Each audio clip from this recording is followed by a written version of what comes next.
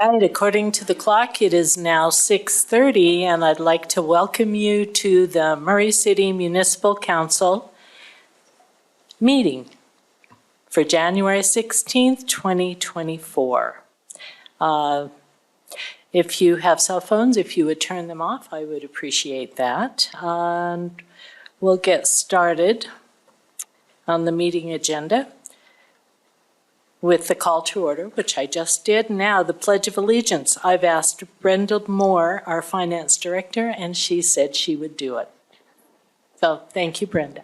So please stand. Repeat after me. I pledge allegiance to the flag of the United States of America and to the republic for which it stands, one nation, under God, indivisible, with liberty and justice for all. I do appreciate that, Brenda. Thank you. All right. Now we are at approval of minutes. We didn't have any minutes, so we're at special recognition, and this is the Murray City Employee of the Month, Rebecca Muir. She's a librarian, and Mayor and Kim, I'll meet you at the front.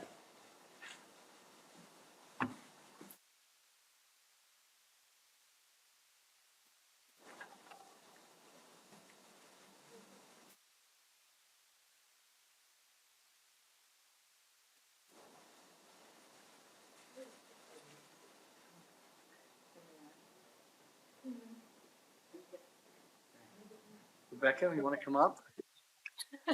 We're going to do it without her. I'll do this. Can you get that? All right, Rebecca, welcome. Rebecca has been instrumental in introducing new and innovative programs to our community. She provided the original inspiration to install the Tail Trail in Murray Park and has been actively involved in the project for several years. She has also established the K-3 Dragon Club, targeting the vulnerable group of students in kindergarten through third grade who missed early literacy exposure due to the COVID-19 pandemic. Sensory Hour, a monthly program for neurodiverse children, is another activity that she has implemented. Rebecca has reintroduced Read with a Dog, a popular opportunity for young readers, which has been on hiatus during the pandemic. She also installs the monthly scavenger hunt, which is enjoyed by hundreds of youngsters each month. Her other programs include the Bookmarks, which is a book club for 4th to 6th graders. Homeschool Club, Yum or Yuck Club, that sounds interesting. It's a geography club where kids learn about other countries and try foods from those countries. And Kids Create, a monthly craft activity. She also assists with story times and teen activities. Rebecca is a stellar, dedicated employee who is always willing to help and uses her considerable talents to enrich the library and our community. Oh my goodness, you are one busy woman. Anyway, this is in recognition of you, and it's from the council and the mayor and the city. Come on. So we just want to congratulate you and tell you how much we appreciate all that you do for our city. And Rebecca, you have been here how many years? About 10. 10 years? 10 years. That's a long time. Anyway, we congratulate you. There's your certificate from the city and administration, city council administration. And the most important thing is that $50 visa. I thought it said 60 on it. I thought, oh, Jennifer's bumped it up with inflation. I'd have done that for her. She didn't, but I would have. So anyway, but we wanted to just congratulate you. Thank you so much. And thanks for bringing your team and family with you. And Yes. Thank you. I'm Kim first. Kim. Kim Fong is our library director and her boss. I just want to say that Rebecca is so impressive because anytime that anyone needs help with a program or really anything in the library, she is always willing to do that. Often on spur of the moment, if someone gets sick and can't do their program, she is there to help. And she's just always so willing, and we really appreciate her at the library.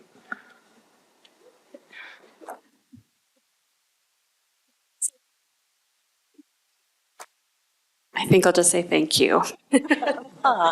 Rebecca, do you want to introduce your family or? All right, welcome.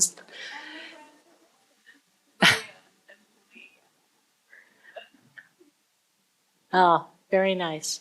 You can stay or go. It's up to you. I mean, this is pretty exciting, so I don't know. Thank you so much, Rebecca, for all you do. All right, now we're at the citizen comments portion of the meeting. Comments will be limited to 3 minutes. Step to the microphone, state your name and city of residence, and fill out the required form. And Patty has the form, so.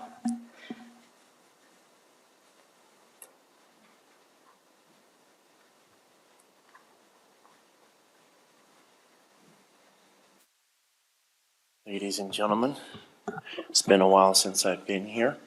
Your I've been name? taking care of my grandson, among other things, and it's been long enough that I see a couple of new faces.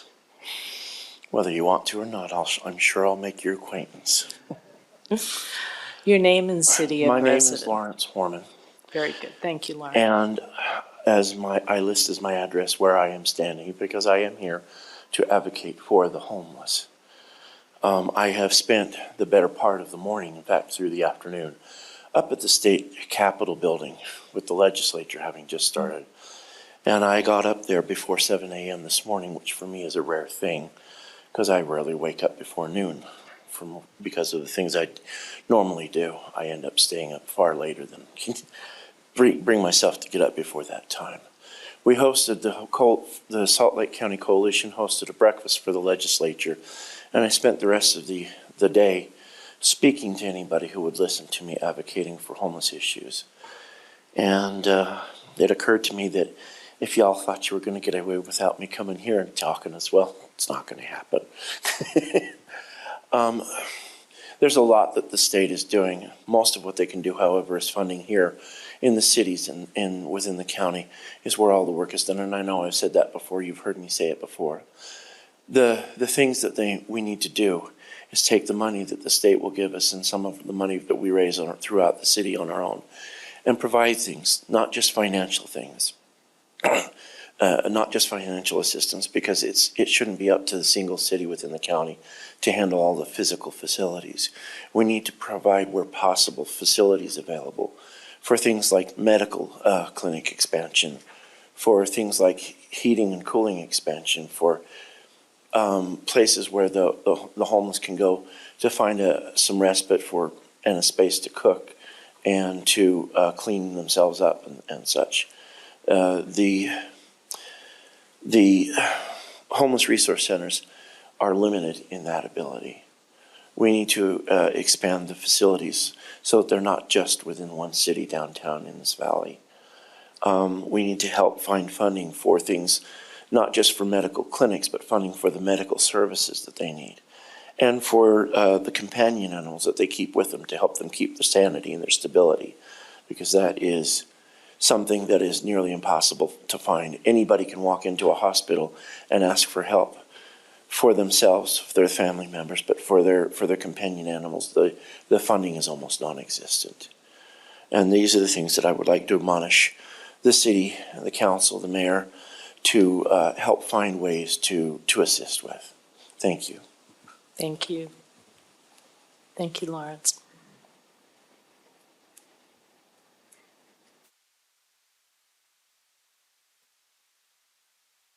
Any other comments?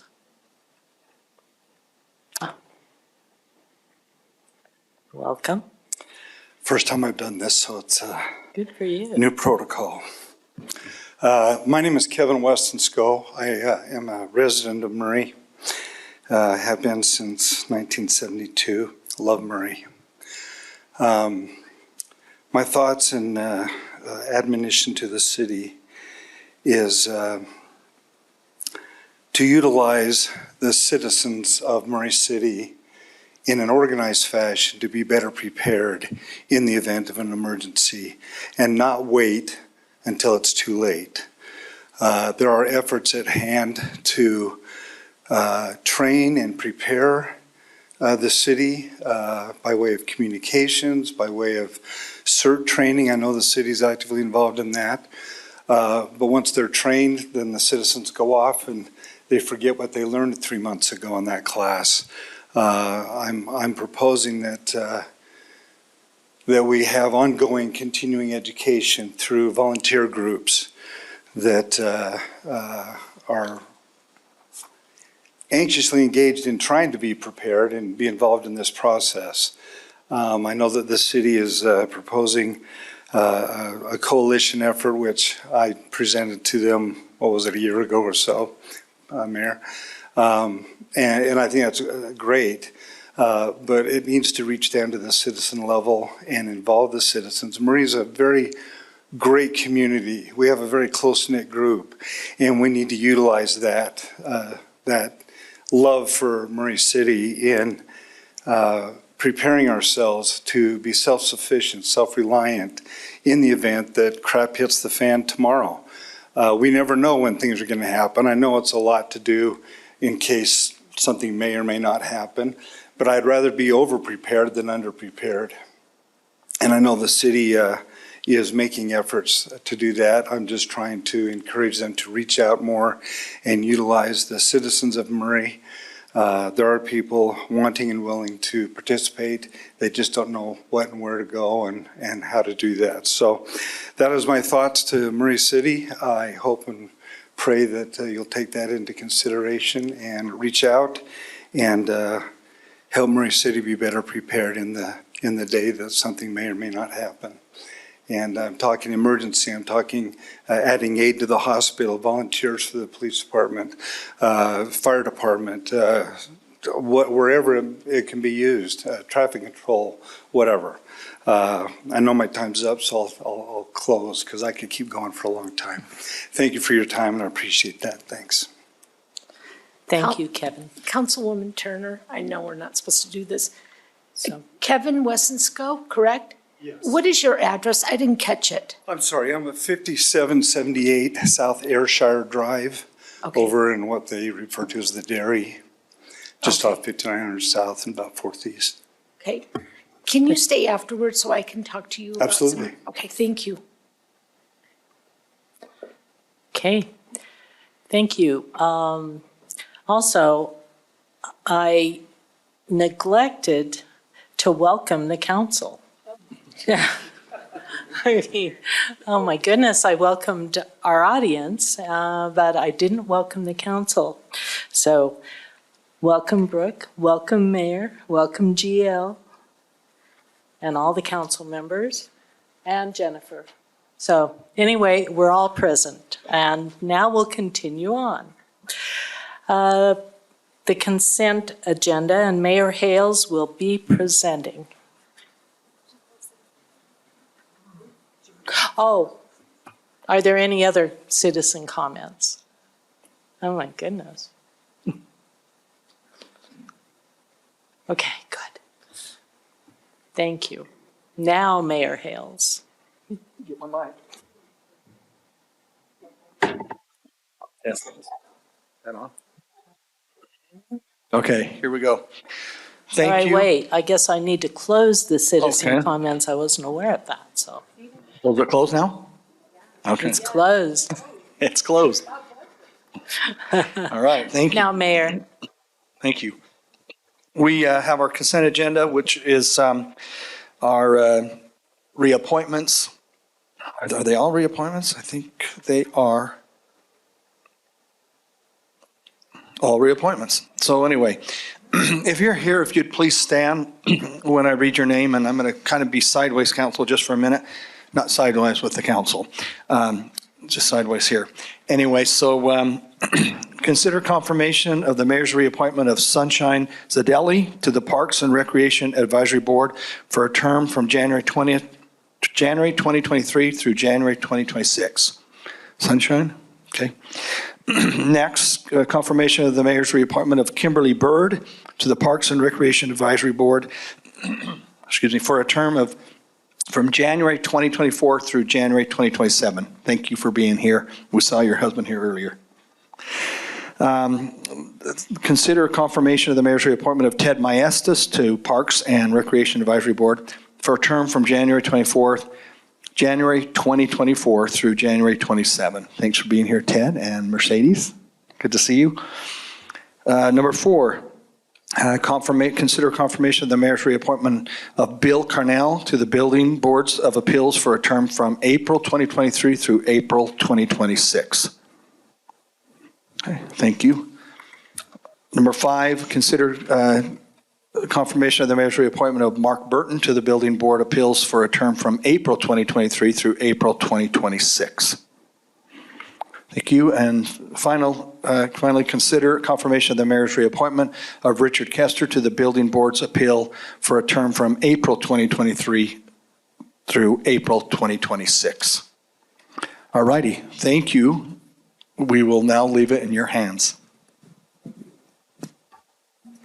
You have again been very busy, Mayor. My goodness. This is like number 25 in 2 months. Yeah, that's good job. Thank you. All right, so I will take a motion, and I would like to take the consent agenda together, if that's okay, Mayor. Thank you. Okay. Council? I would like to make a motion to approve the consent agenda as it is written. Do we have a second? I will second that. Is there discussion on the motion? No. Okay, Brooke, would you call the roll?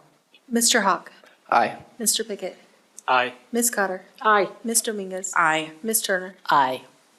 All Thank right, the you. motion passes Thank you. unanimously. Pam, I have to tell you, you reminded me from The King and I when you said, what did you say? You said, I'll take it as it is written. I don't know why that is. Must be in The King and I, so. I'm going to have to go back and watch that movie. All right, now we are at the public hearing portion of our council meeting. And let's see, Zachary Smallwood is presenting. So he is the staff and sponsor. Is that correct, Zach? Yes. Okay. Let's see if this will. So after Zach's presentation, we will have public comment. I think I broke it.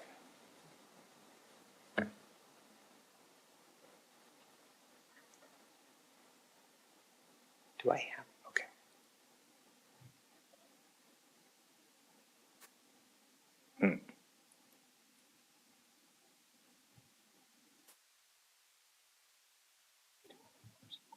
Yeah. Oh, it was on the back. I just didn't even notice. I plugged in the mouse apparently and just did. Is it USB? Or is it? I thought it looked funny that it was a USB and not like an HDMI. So that's what I get. We will now have the presentation. Okay, thank you so much for your patience. I apologize about that. This is a staff level request for a subdivision text amendment, amending section 1604, 1608, and 16.12 of the subdivision ordinance to comply with state requirements. So text amendment, just as a review refresher for those of you, well, not a refresher, this is new for some of you, so a refresher for the 3 of you that aren't new. A text amendment is a change in the ordinance, meaning that that we're just actually changing how we operate through that ordinance and the laws in that. These are legislative items, so they're originally, when staff present or generates the request. We take it to the Planning Commission for review, and they make a recommendation to you as the city council, as the legislative body. And then, yeah, you guys make the final decision on whether to approve or deny the application. So a little bit of history on the request here. So the state recently passed SB 174 in the last legislative session that requires subdivisions to go through a whole new public process. So a lot of cities, just for some historic background, had up to 4 public hearings for a subdivision approval process. 2 at the Planning Commission, 1 for preliminary and final, and then same at City Council, 1 for preliminary and final. So Murray has not typically done this. Well, we haven't done this, mostly because of our form of government with a strong mayor, that kind of thing. You guys have delegated those responsibilities as the land use authority down to the Planning Commission, and they've handled the subdivision changes as an administrative review. So we've not been guilty of a lot of this. We've usually had 2 public hearings.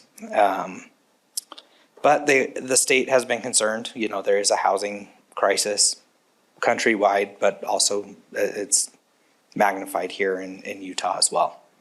So the state stepped in to try and remedy that, and SB 74 was their answer. So going forward, this is all kind of without getting into the nitty-gritty details of the actual text, because that's really boring, but really fun for people like GL and me. So this new law requires that subdivisions be reviewed by the administrative land use body, which is the Planning Commission. That's not really changing. No city or town councils are allowed.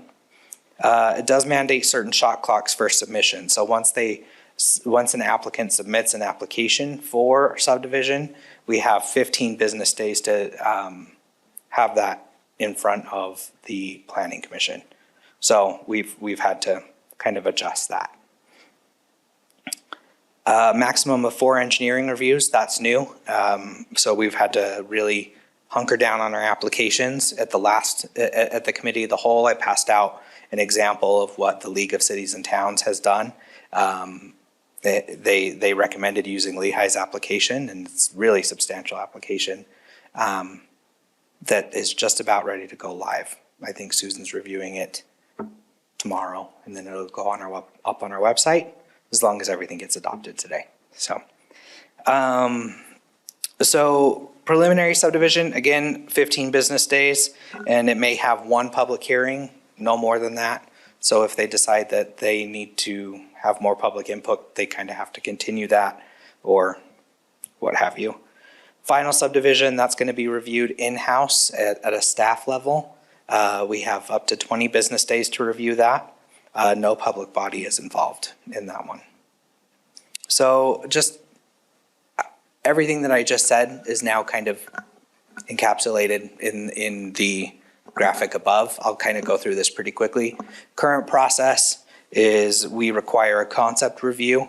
It's an internal review where all the departments check for, sewer capacity, water capacity, engineering checks for traffic impacts, all those fun things. And then we issue a letter to them. Once the developer amends their plans based on those concerns, they could submit for a preliminary subdivision.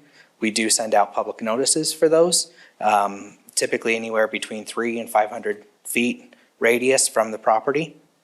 And then staff writes up a staff report based on those comments that get re-reviewed by those departments. And then we have a public hearing and action by the Planning Commission. Then after that, the developer addresses those items that were reviewed at the Planning Commission. A lot of times we'll see, especially in developed cities like ours, we see like planned unit developments, which usually allow for a consolidation of parcels, and you have to provide some sort of like open space requirement. So a lot of times they're fixing that open space requirement or something along those lines. And so then when they have their final done, their final preliminary or their final plat completed, then it comes before the Planning Commission again. No notice is required for that, so it just gets put on an agenda we write up a staff report, and then we do open it for public comment. And then they make the final approval there. Then just sometimes, this doesn't always happen, but a couple back and forth just to wrap up tiny bits of little things that might have been missed on a survey, or, locations of things. And then we record the plat. So we go around, gather signatures. Well, engineering goes around, gather signatures from all the departments. And then it gets taken up to the county recorder's office, and now you have a subdivision. So that can take usually 3 to 6 months, usually, on our larger one. Some of these smaller ones, like flag lot subdivisions, can be really small and done really quickly. So the new process is, so that concept review, you'll notice, is now in yellow. We are not allowed to require that, but we do encourage it. And I have been working on doing this for the past few months, just testing it out, not requiring it, but encouraging it, and everybody has signed on to do concept reviews. They're very helpful. So I think that's worked out very well. And then we do the preliminary subdivision review, pretty much just the same as we did before. Notice, requirements, public hearing, staff report, all that fun stuff. And then again, developer addresses the items that were brought up by the Planning Commission. And then they'll submit a final subdivision to the Planning Division, and we'll review that with the various departments in the city, and have up to 4 city reviews. And then it'll get signed and document gets recorded. So it is streamlining it a little bit. So yeah, I think it's gonna work out all right. So we've reviewed it against the general plan. It meets everything. It's not in, I can't think of the word, it's fine. It's in harmony with the general plan. Planning Commission voted 5-2 to make a recommendation of approval. The Planning Commission did amend staff's recommendation to allow them to review the final subdivision. We, after reviewing it with Planning Division and the Attorney's Office, we don't believe that that's something that's in their purview. They can't require it by state law. We understand that the Planning Commission was frustrated that they can't see that. It is an opportunity for the public to see it. But unfortunately, state law. So with that, we are recommending that City Council approve the proposed amendments to the subdivision ordinance. Any questions I can answer right now? Yep, I have a question. Sure. Just to understand it clearly, this is mandated by the state, correct? That's correct. So we've also reduced the number of public hearings to 1. Sort of. So we've only noticed it once before. But if somebody were paying attention to like the public, like the agendas, if they signed up to receive agendas and saw it posted for a final review, then yes, they could come and make a public comment, but we don't notice it as a public hearing. And the public hearing happens on the same day that the Planning Commission looks at it? Yes. And they vote on that same day? Yes. Thank you. Further questions for Zach? Zach, I asked you during the committee of the whole, this Lehigh application. Now, just to let the citizens know that all the department heads went through this and they added or took things out of this application, correct? They added. They There was added. nothing taken out. Nothing Yeah. taken out, they added. Yeah, I And you think said there was like 49? I think there are about 49 Yes. items that somebody would have to at least sign off that they've read it and seen that it's on that application. Right. And there's some things that, like, if you're doing just a 2-lot subdivision, we're not going to make you do a traffic impact study for something like that. It's so insignificant. So as long as, but we have that list just to make sure that we've asked for it. So. And if the council doesn't pass this tonight, how is the city going to be held? Financially or not, or? That's a great question for GL, I think. Yeah, there is a penalty if you if you do not have your report done on time. That's the report, not the process. Is that correct? Correct. Okay. Well, no, I'm sorry. If you don't have this passed on time, then yeah, there's going to be a penalty. Okay. Yeah, and then there's also, if for some reason we just left our subdivision ordinance as is, and if we started requiring things that the state said we can't, like the concept review, for example, Yeah. we could end up being sued for that. A certain money would not be available to us if we don't have this passed on time. So we don't have a lot of choice in this matter. Oh, but you do. But we do. We do have a You have the choice. right choice. Okay. All right.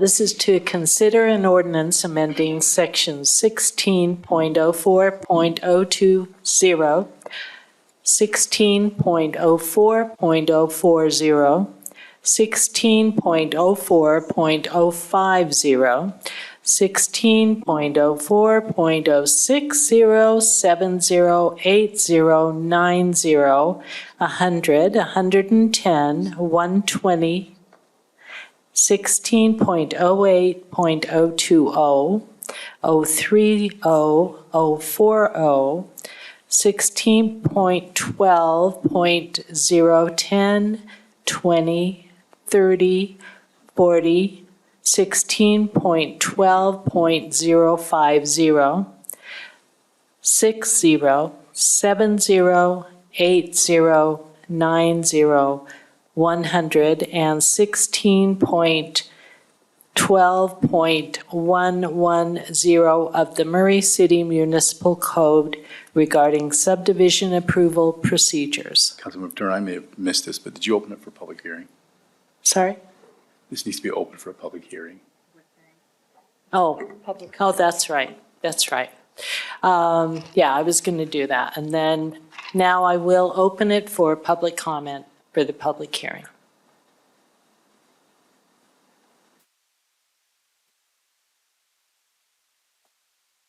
Again, kind of new to this, so I thought I'd take advantage while I was here. Is there any way of extending the notification to the public from just 300 to 500 feet of the impacted subdivision to that of the entire city? I have watched this city grow in many directions, and I have not been pleased. I think that Murray has received an impact just due to growth that's unreal, and I wish there was a way we could curtail it just a little bit. And it'd be nice if everyone in Murray had a say in new developments. And that's my opinion. The short answer is that notice goes out as in the form of an agenda that anybody in the city can read and then So come. it is put on the website. The notices we're talking for public hearing are mailings. It would be cost prohibitive to mail to everybody. Oh, in I the city. see. So there is an So just the agenda. people within 300 to 500 Correct. feet receive a written notice? Correct. But the Okay. agenda is for everyone. So I if you see appreciate something you that. want to talk to, that's Thank where you you. look for it. Appreciate your time. Thank you.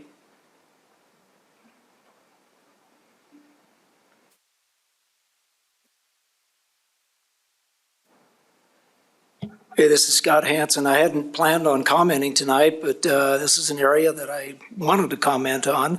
I believe in What is your city? Murray City resident. Yeah. 806 West, Quaking Aspen Drive. Do you need that? Yeah.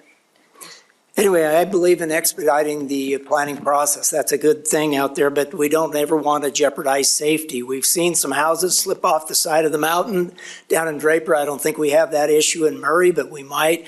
We do not ever want to jeopardize safety. So if we need to do a soil analysis, water analysis, and it takes more than 15 days, we don't want to we don't want to jeopardize or make a mistake. So that's the only comment. Thank you. Thank you.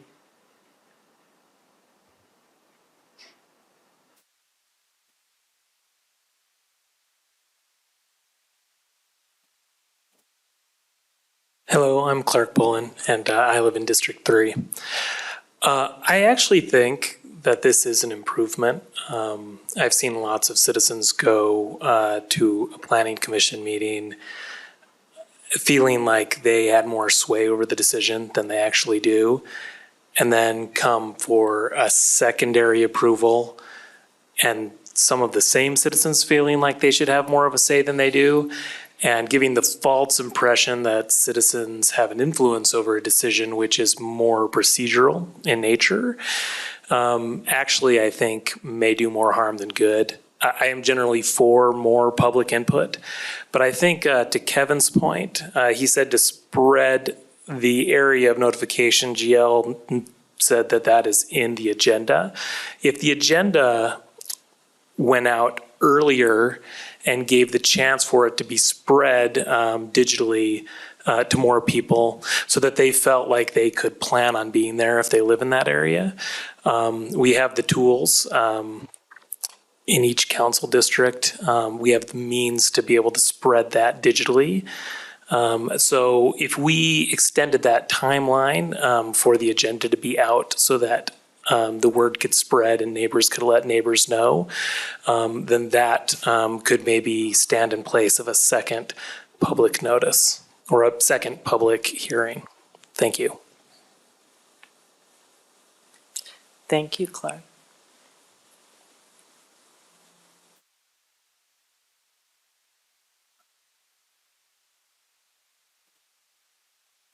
Further comments? Seeing none, I will close this public hearing and send it to the council for further comment or a motion. I would like to make a comment for the record. I would like to state that the Utah State Legislature is interfering with the city's ability to build their communities in a way that is best for their residents.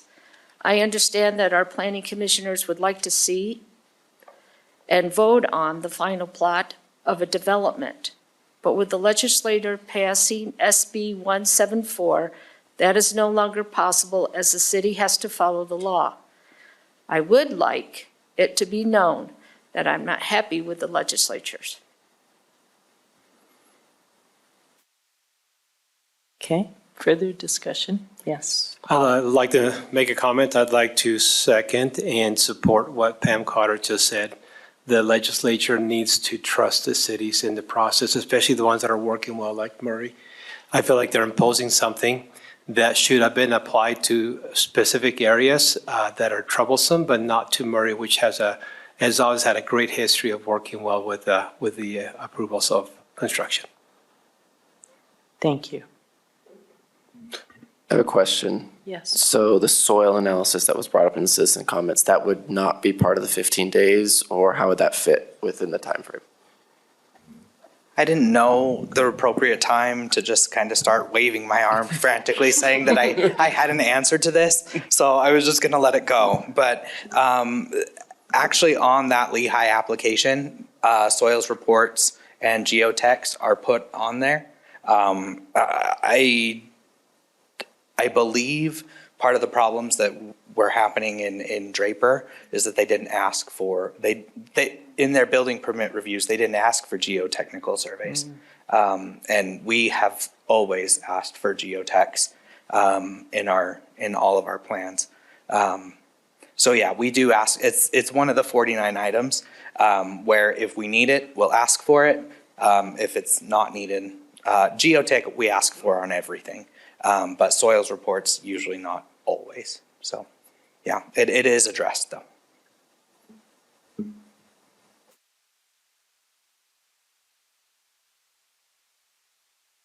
Okay. I would address a motion.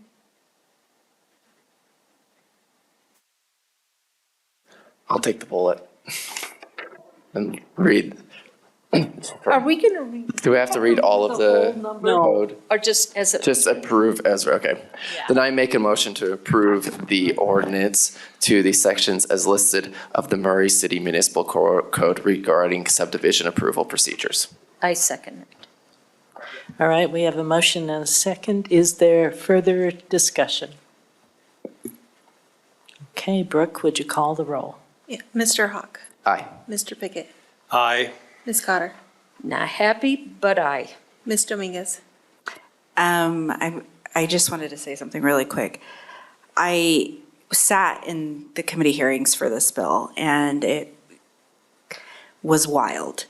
So what I implore is pay attention to what's happening at the legislature. Preemption is real, and they're coming down with so many more other preemptions. And when I say preemptions is when the state takes power away from cities and how they're governing their own cities. This was something that came up many times in the last election, and that's not something that we as a body can necessarily change. But with my vote, I do stand with our city, and I'm going to vote no. And then Ms. Turner? Aye. Okay. The motion passes 4-1. And that is our last public hearing. No business items, so we are at the mayor's report and questions. Thank you. All I have is just a reminder that 2 weeks from today is our board and commission's dinner. It will be held here, right here in the chamber. And we're looking forward to having a big group here and having you all support us and be there with us. So thank you. 6 p.m. We will be there. Thank you. We are now adjourned.